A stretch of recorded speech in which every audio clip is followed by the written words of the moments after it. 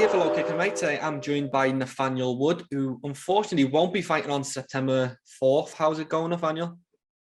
Yeah, it's all good here, mate. You know, it's obviously frustrating breaking my hand. It's the metacarpal that I broke off just through either straight right or an overhand. I can't quite remember in training with the 8 pounds. It just felt it. Yeah, in 4 weeks, which is gutting. You know, obviously we don't get paid if we don't fight, so you know it sucks as well that I generally felt amazing this camp. You know, I know everyone says it, but this fight camp so far, the weight cut's been going absolutely fine. I haven't felt depleted at any point, and I've been smashing training. So, you know, to have to end the camp there and not be able to actually, you know, get to finish it and fight is it's pretty heartbreaking. But you know, there's a lot worse going on in the world, so we'll come back stronger. Absolutely. Still sickening for you, though. Obviously, it's been a while since we seen you, so it's by the time I imagine you get back in the cage, it's going to be over a year out. What is the recovery time? When do you expect to be fighting again? Well, fortunately, he said 6 to 8 weeks, which, you know, I'm happy with that because I thought straight away, like, oh, that might be 6 months. But, you know, the doctor turned around and said, you've broken it, but you've kind of broke it as best as you could. He said, we don't need to pin it. We don't need to operate on it. So, you know, he said, it's just a case of leaving it now, let it rest. He said 6 weeks at least, but he said maybe a little bit longer. So, you know, in my head, I'm thinking if it's 6 weeks, 8-week fight camp, you know, hopefully 14 weeks be back in there. You know, I'd like to make sure that I'm there for November, December and get one in before the end of the year for sure. Yeah, that would be perfect. And is the plan to still try and get Jonathan Martinez? I seen today that he's got a new opponent for September 4th. Is that still the guy in your mind, or is it just anyone really? Well, I did just message him actually when I saw his fight got announced, saying, look, best of luck. Hopefully we can reschedule. So, you know, that is a fight I'd love to reschedule. It makes sense. So, you know, hopefully he gets the win. And if anything, then it's even better for me when I fight him. But yeah, if not, you know, I'll obviously fight whoever the UFC give me. I've been asking for Sean O'Malley, Chito Vera for ages. Them guys, you know, I've got no hope in chasing them. They're doing a runner. So yeah, whoever the UFC will give me, obviously coming off a loss, I can't imagine they're going to give me anyone ranked too high, which is what I want. You know, I'd love to fight someone like Rafael Sanso, Pedro Munez, you know, one of the big boys, one of the big names, and you know, get up in them rankings. But you know, if it's Martinez, so be it. You know, as long as I'm fighting and, you know, doing what I love to do, then, you know, I'm happy. And you were preparing for that fight for quite a while now. So how did you see it, you know, stylistically playing out? How did you think you were going to get the win on the night? I honestly see myself knocking him out in the first round. You know, that's why I'm gutted because it's a perfect style matchup for me. You know, I'd say Jonathan Martinez is more of a striker. You know, it's not someone that I'd be thinking would be diving for takedowns. He's southpaw, which works in my favor. And the way I was feeling in camp, I looked at him and just thought, I'm going to knock you out in the first round, take home a nice bonus and job done. But, you know, I guess shit happens and, you know, we won't know unless we get to reschedule it. But yeah, you know, I was confident in every area going into that fight. And just to wind a little bit, you obviously, I said earlier, it's been a while since we've seen you. The last fight was against Casey Kenny, great fight, and it didn't go your way. You know, now you've had a pretty long time to reflect on it. Do you still feel like you did enough to get that one? Yeah, I saw yesterday a little highlight of it, and it said, I think the significant strikes in round 2, I think, were like double. And, you know, throughout the whole fight, I had hit him more than he hit me. But, you know, that's how the judges score it. I guess maybe they scored it because he was coming forward. But, you know, for me, I always think there's skill in counter fighting. So, you know, I like to fight on the back foot and, you know, let my opponent eat shots. But, yeah, you know, it's one of those things. I generally thought I won, but, you know, lesson learned, get the fight finished and or make sure that, you know, it's guaranteed you've won the decision because, you know, I watching it, I do see it was very close. You know, I'm not going to sit here and moan and bitch about it. You know, I didn't think it was a robbery, but, you know, for sure, I thought I won. And, you know, the judge that scored it 30-27, he must have been on his phone or something because that I don't watch that fight at all like that. So yeah, hopefully that's a fight we can get back on in the future. But it's MMA, and unfortunately, doesn't always go your way. Yeah, well, he's on a bit of a downward streak at the minute, obviously 2 in a row. But what did you make of it? Obviously he comes off that fight razor thin, which you could have gone either way, and then he gets Dominick Cruz, which is was you thinking, a bit of a better judging decision? I could have been in that position. Yeah, for sure. And when I watched the fight, I was sitting there. If anything, whether I was watching it, whether I was half on my phone while watching it, I thought Casey Kenny won.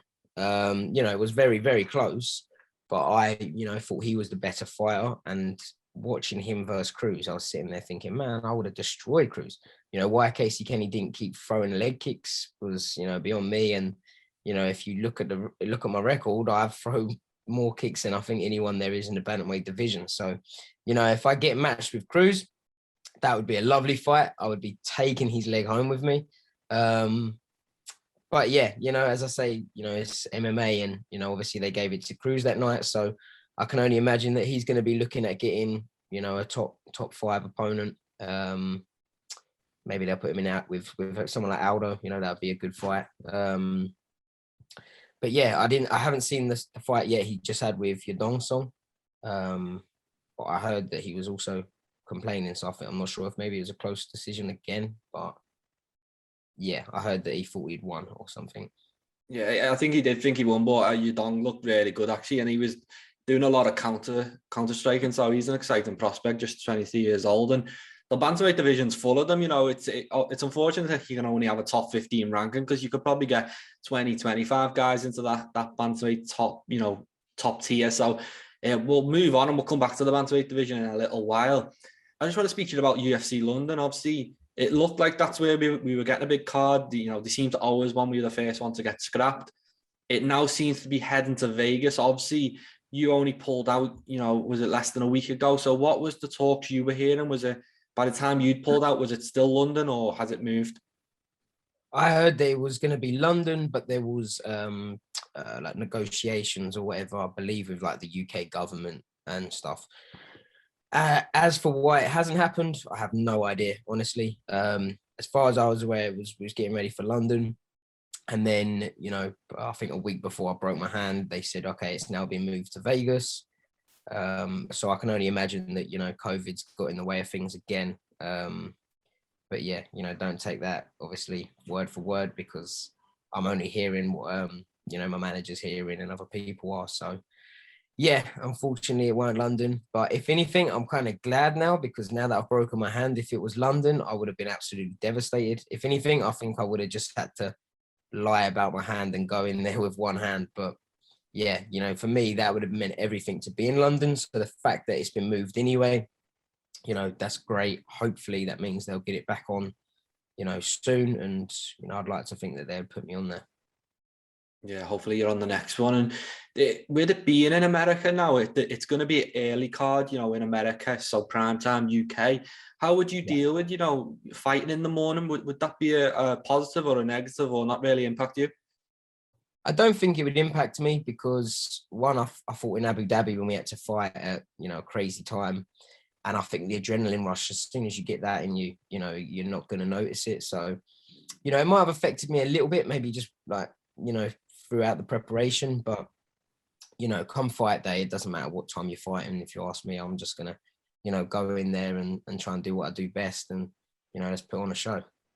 Yeah, I've just been speaking to Laurel Murphy, and he's looking forward to it. He's happy, just, get up, eat some breakfast, and then just go and have your fight, rather than sitting around waiting all day, allowing nerves or excitement to build too much. Yeah, that's the thing, obviously everyone's different. I wouldn't say I enjoy fight day, but I enjoy a couple of hours before the fight, that kind of feeling of, we're about to go on a roller coaster, that sort of, right, here we go. I enjoy that. So, I like a couple of hours, but yeah, it is sometimes fight day can drag, especially if you wake up early in the morning and you're not fighting until late at night. It's can be very tiring. Yeah. And I was just switching gears for a second. I was looking at your Instagram yesterday, and obviously there was a post about you saying you never had more than £100 in your bank before the UFC. And I just wanted to, ask, obviously there's a lot going on with, fighter pay, and there's always, talk about that. How has the UFC, and earning the type of money you've been earning changed your life? Well, if I'm honest, like there's been a lot of stuff like, with Jake Paul coming out and fighters requesting like 10 million pounds and stuff. And, to me, I think that's ridiculous. I think, footballers and all these sports people get paid way too much money. If anything, I think they should be giving it to emergency services. And, I'm happy with my paycheck. I don't get paid crazy amounts. I got just enough to be able to buy a flat. For me, I'm happy. I'm doing what I love to do for a living. And I'm getting paid enough to drive a decent car, buy a decent watch. I've got nothing to complain about, But the big impact it had, obviously, was, having that debut against Johnny Eduardo. If I had lost that, I would have walked away. I think I worked out with about £4,000 after I had paid my manager and tax. And, obviously, we've always got to change the dollars to pounds. And that's no wage. If you fought 3 times a year on that, you're earning about 12 grand a year. I may as well go and get a proper job. But, obviously getting the win, that doubles my purse. Then I got the bonus, so I was able to make a living from this now, and obviously now I'm on a new contract. It's a lot better than what I was on at the beginning. And yeah, I cannot complain with my wages. I think I'm earning what I should be earning. And yeah, I think that the people asking for millions and millions is, fair enough. I guess the UFC make it, but in the same breath, I don't need to be paid millions of pounds to, get in a cage and do what I love to do. Yeah, and obviously you were mentioning there, it's a different structure in MMA, really, isn't it? It's the you get paid to win. Are you happy with that structure? Obviously, it gives you, more. Not that you need more incentive, but you are rewarded for winning. Whereas boxing tends to be a flat fee. So how do you weigh up them two? If I'm honest, I would rather it be a flat fee, even if it was less. So if they said to me right now, if we're going to give you 30,000 to fight, 30 if you win, that's 60. I'd rather them just give me a flat 50, let's say. Mm-hmm. Because sometimes during preparation, my missus might be like to me, right, can we go on holiday after the fight? And I'll be sitting there thinking, money wise, if we win, yeah. If we lose, maybe we'll just go, somewhere down the road. And it sometimes can be hard to plan things because you don't know your income. Whereas obviously, if it was a flat fee, if I fight, I'm getting paid this amount and that's it. But also, it is what it is. And, I guess, I can't complain. But again, like the Casey Kenny thing, I thought I won. The judges saying that I lost cost me 30 grand. Do you see what I'm saying? So, I'm not going to cry about it because I got a bonus. So I'm like, okay, I'm grateful. Obviously, I got the bonus as well. But if you really do feel robbed and you lose half your pay because the judges decided, sometimes it can mean a lot. People have got bills to pay, people have got mortgages to pay. And, sometimes if a judge makes a silly decision and, you lose half your money, that's, it can be very devastating.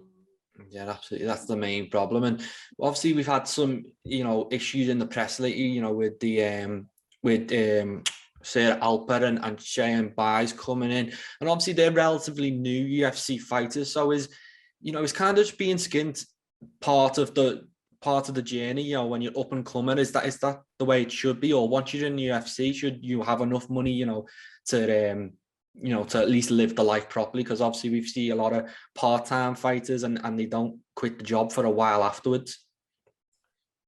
I think so. I think that every athlete should have to go through a stage where, do you really want to do this? And it's the hunger. When I left school, 15, 16, whatever I was, till I got signed by the UFC, which I think was 24, I spent 8 years absolutely broke. Do you know what I mean? But that gives me the motivation and the hunger to keep training, because if I have some, rich promotion that are paying me thousands and thousands of pounds, it might be hard to get up in the morning and go to training when you think I'm comfortable, but when you think this is all I've got, I have nothing else. I don't know anything else. I'm not a qualified, electrician. I'm not going to work in an office. So for me, it's a lot of pressure, but pressure makes diamonds. It gets me up in the morning. It gets me going to training. So, I'm only just getting started. And you know, I don't want my income to stop. If my income stops, I don't know how I earn a living. And, you know, I definitely don't want to be going and working in an office. So, you know, I've just got to keep winning fights, keep performing, and, you know, to just survive in this sport. And let's be honest, outside of the UFC, there aren't many promotions that are paying. You know, you've got promotions such as Bellator, ONE FC that, you know, I guess they do pay decent, but it's not the same. So yeah, you know, it's that added pressure, but I do believe that that's what makes fighters fighters. You know, I think if you all of a sudden started paying fighters like footballers' wage, then you'd soon see, you know, talent starting to disappear a little bit. Yeah, and you get it in football, you know, the 70-year-old kid who's on 20 grand a week and then never actually becomes anything because it's just, he's already made it, hasn't he, once he's making that type of money. Just going back to the bantamweight division, obviously it's stacked. And how do you go about making a dent on them rankings in 2022? Well, obviously, I just got to win. You know, I just got to win these fights. You know, like I think Casey Kenny might have got 15th or 14th when he beat me. Then obviously went back down because he lost to Cruz, etc. But that's it. You know, I need the fights. I need the fights with the top 15 guys to get in them rankings, or just put on, you know, spectacular performances. So, you know, I believe that obviously when I was fighting Jonathan Martinez, I was going to knock him out in good fashion. I'd like to think that Dana White would see that, you know, say, right, guys, let's give this guy a top 15 or even a top 10. Go and repeat that, and slowly I'm going to get up them rankings. So, you know, I see the opponents that are in the top 30, let's say, are all savages. You know, that top 15 are legit, but so are the bottom 15, you know, the number 16, 17, 18, and so on. So for me, rankings mean absolutely nothing in regards to opponents and, you know, how good someone is. So I'm just going to train for every opponent the same way that I'd train if it was the number one guy. And, you know, I just need that shot. I just need Dana White, the UFC, to turn around and say, right, you're fighting the number 5 guy, you're fighting the number 10 guy, whatever it be. And I need to go in there and you know, put on a performance and show them why I believe that I should be in that top 10. But, you know, it's a stacked division. So I know that they've got a lot of plans, obviously, for everyone. And, you know, if I want to fight the top 5 guy, I'm sure so does everyone else. And I guess it's sometimes a waiting game, especially with injuries like this. You know, I can only imagine that I'm going to go down in the rankings even more. But, you know, I'm just going to wait my time and, you know, I'll eventually get there. Good. And you mentioned earlier you want that fight with Sean O'Malley, and you know, every time someone speaks to me about who we should potentially face, I always mention, you know, you or one of our like, you know, Jack Shaw or Davey Grant or someone like that, because it seems like he's fighting either, you know, the Chris Moutinho, with all due respect, UFC newcomer, but then he calls out Dominick Cruz and Cody Garbrandt, and there is a step in between, which I think, you know, you fit into right now, of the type of fighters he should be facing, but doesn't seem interested in. What do you make of it, and who do you think he should be fighting? I think he's just being very clever with his career. You know, he's obviously getting paid probably a hell of a lot more money than I am. And if they're going to give, I think I saw an interview where exactly what he was saying was correct, where he was saying, you know, if I fight the top 5 guys, there's no going back down from there. So he may as well take his time and earn as much money as he can fighting, you know, guys that aren't as much of a threat, get paid for it, and then have a nice long career. Completely understand that, you know, from a manager's perspective, that's what you'd want from your fighter. However, he then calls out the top guys. And, you know, when I said about, I think I put a video up once, a picture of my significant leg kicks and said, can you imagine O'Malley's leg? As a bit of banter, and he put, let's scrap them. So cool, as far as I'm concerned, you've just said let's fight. You've probably got a lot more say than I have in regards to, you know, getting fights that you want. Let's do it. Literally about a week later, I think he got matched with I've forgotten the guy's name now. I think the guy that he was meant to fight for the last one. Smolka.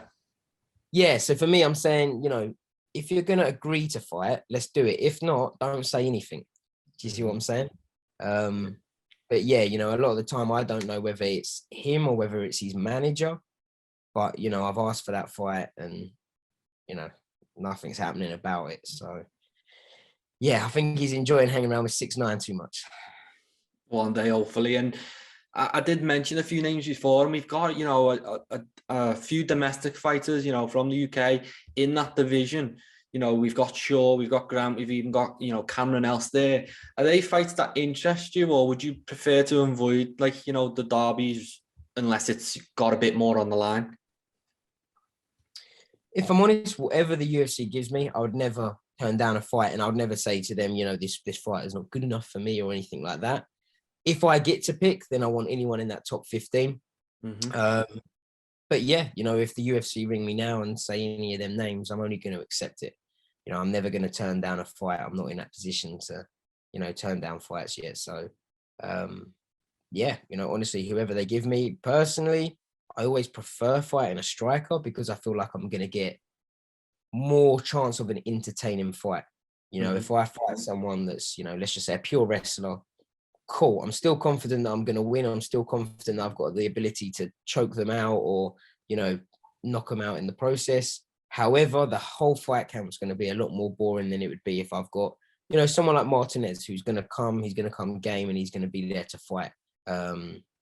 So yeah, you know, I always prefer fighting someone that's going to, you know, come for a scrap. Make sure to subscribe to the LowKick MMA YouTube channel for all the latest news, event previews, and interviews with some of the biggest stars in MMA.